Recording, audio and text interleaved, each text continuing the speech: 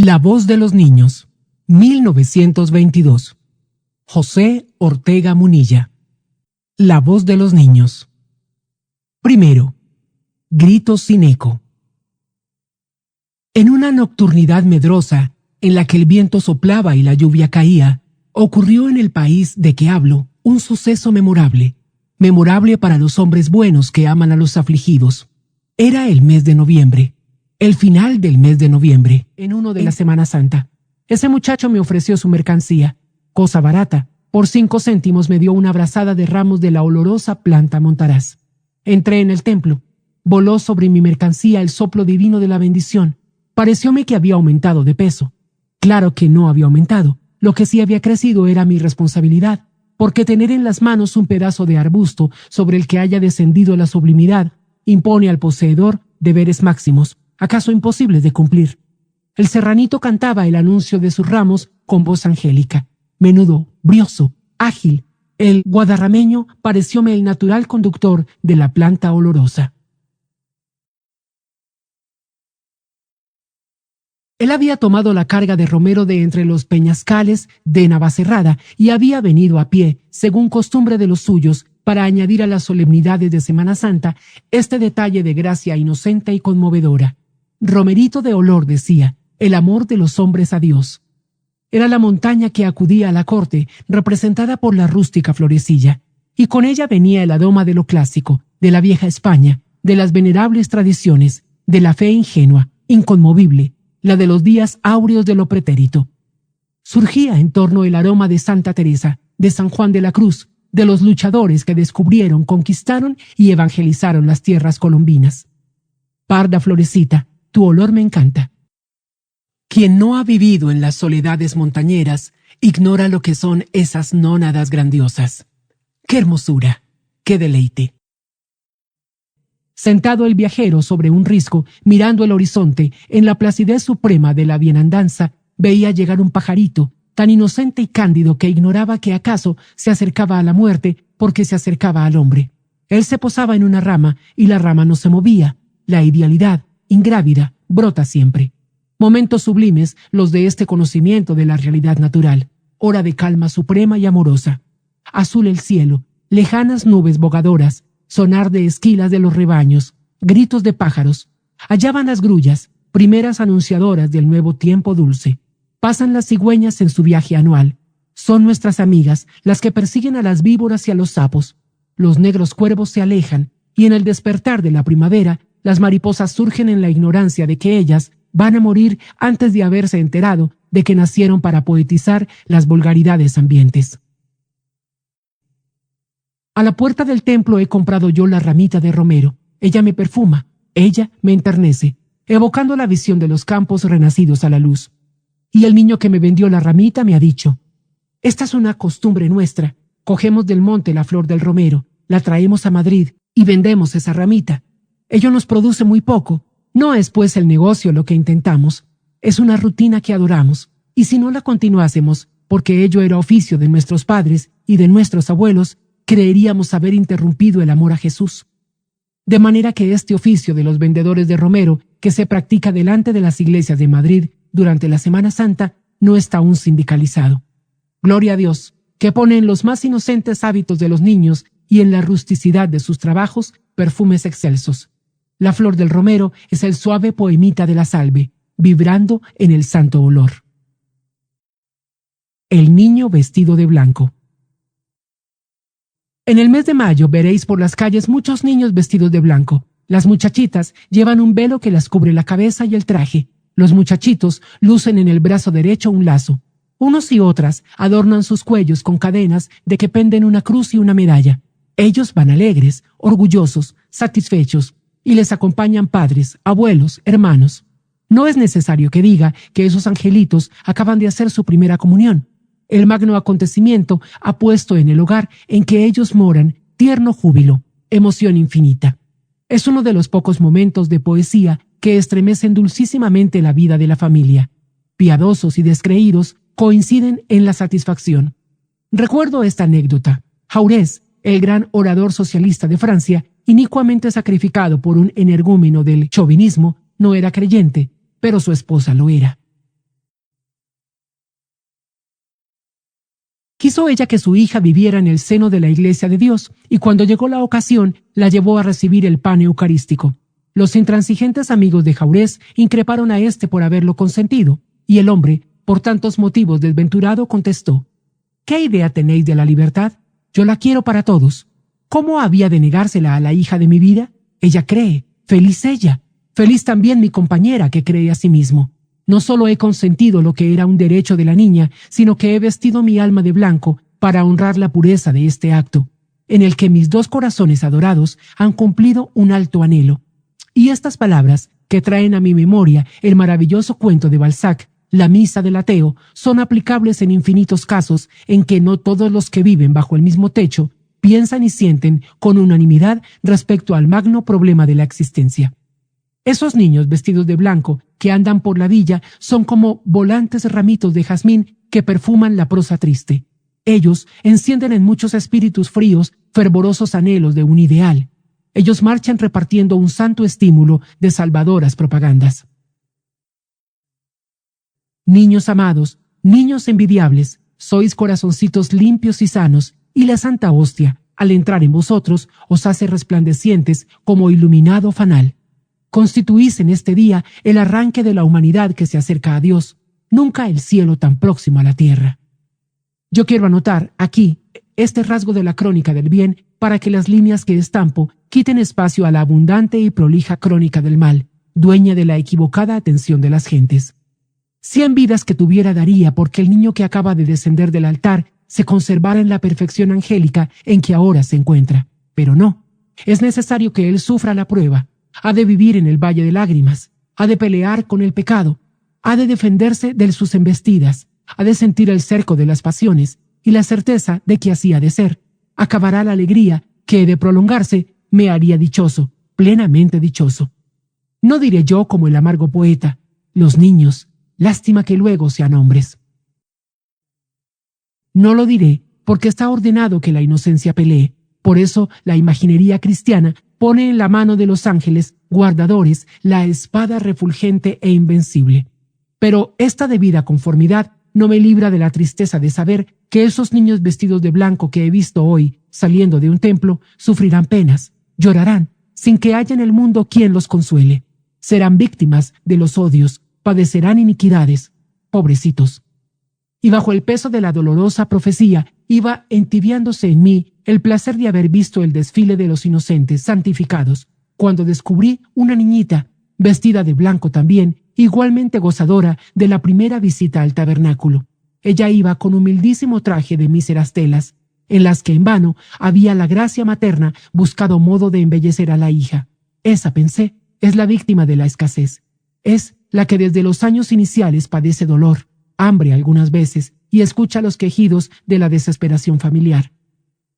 Sin embargo, hoy su rostro sonríe, su animita ingenua flota en el éter de inesperadas venturas. Si el espíritu de la resignación ha prendido en ella, como la planta florida y trepadora en el tronco del árbol, será firme ante las desdichas, dechado de abnegación bajo los golpes de la persecución. En las horas crueles se acordará la mujer del instante en que la niña se arrodilló al pie del sacerdote, cuando éste levantaba en sus manos la hostia. Héroes triunfadores, mártires alegres, pobres y ricos, esos niños que adornan la villa no necesitan dádivas del acaso. Guardando cuidadosos la cierta fortuna que Dios les otorgó, sabrán y podrán resistir las vilezas sociales. Repitan siempre la frase de Fray Luis de León, el autor de Los Nombres de Cristo.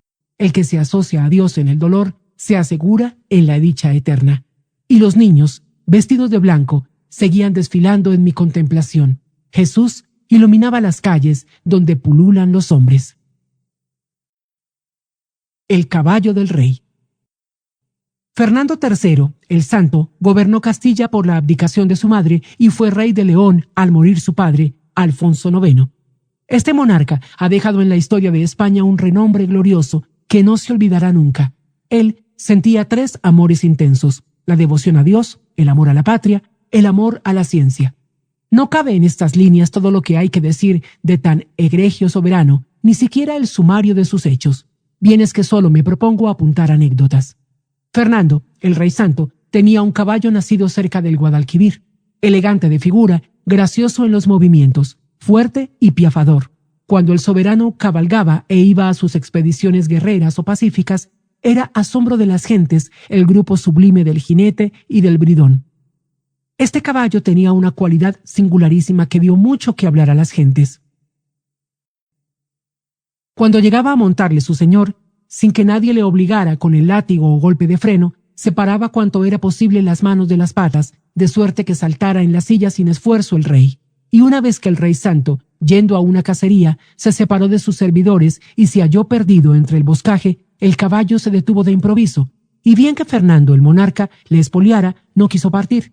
Quedóse allí fijo sobre sus 4 lucientes pezuñitas. El rey castigaba al caballo demasiado, ya surgía la sangre de los ijares. Como Fernando no era cruel ni podía hacerlo teniendo en su alma la generosidad infinita, lanzó un grito diciendo: «Señor, ¿qué he de hacer? ¿Quedarme por la noche en esta guarida de fieras que me devorarán?» Y dice la leyenda que el caballo torció la cabeza y habló contestando al rey: «Señor mío, yo me he parado porque vamos mal, hay que retroceder. Llegan a mis belfos los calientes olores de vuestra cocina, que está en dirección contraria de la que seguimos. Retornemos, y en media hora os conduciré a vuestro alcázar».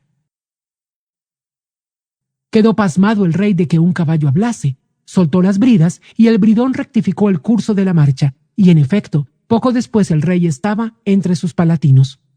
Quiso entonces Fernando premiar al caballo y dispuso que le dieran doble o triple ración de cebada escogida, sin mezcla de paja, y el caballo tornó a hablar y dijo: «No quiero más ración que la que me dais, señor, que es siempre abundante. Lo único que quiero es que me curéis las heridas que me habéis hecho con las espuelas, y que sepáis que hay que tener caridad con todos y mucho más con los animales indefensos». Fernando recibió este milagro como una enseñanza divina.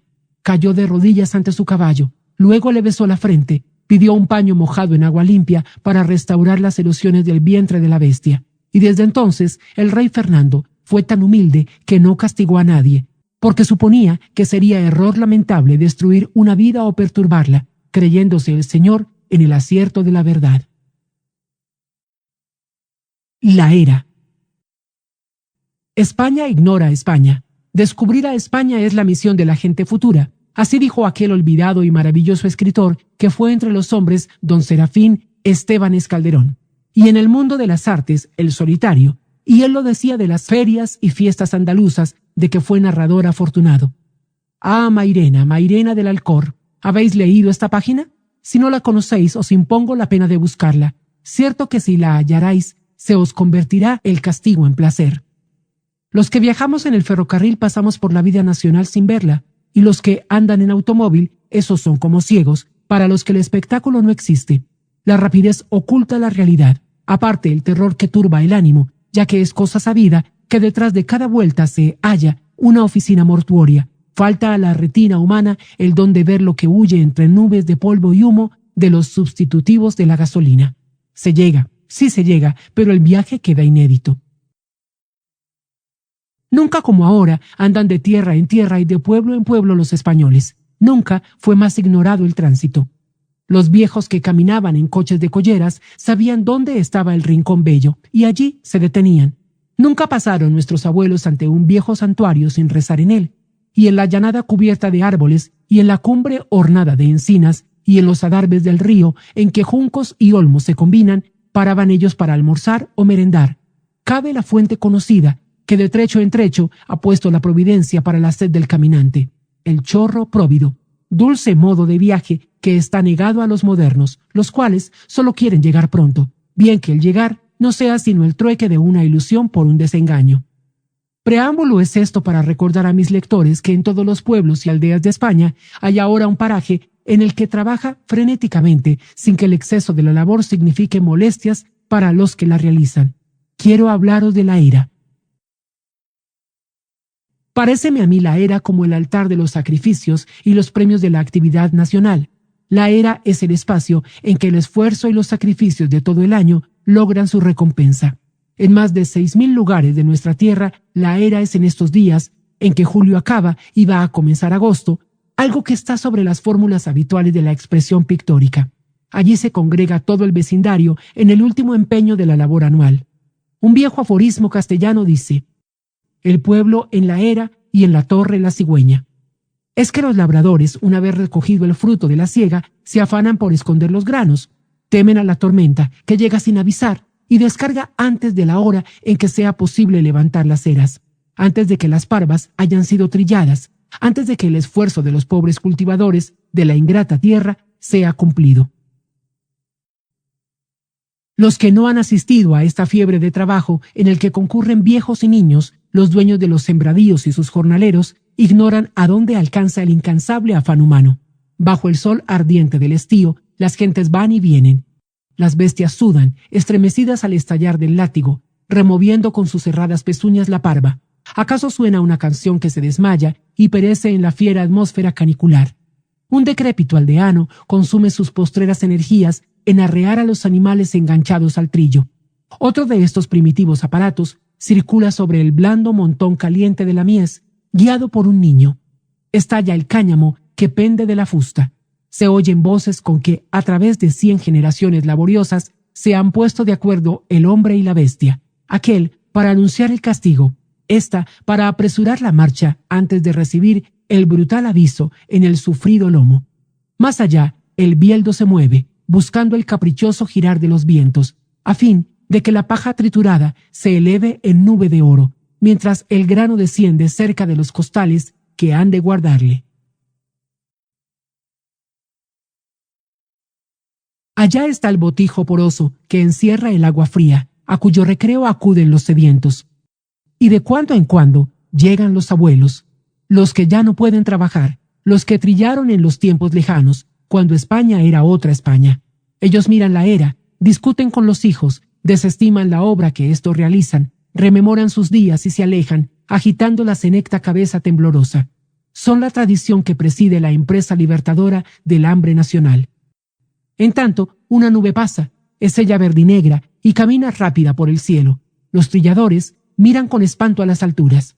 ¿Será esa nube la que nos arruine?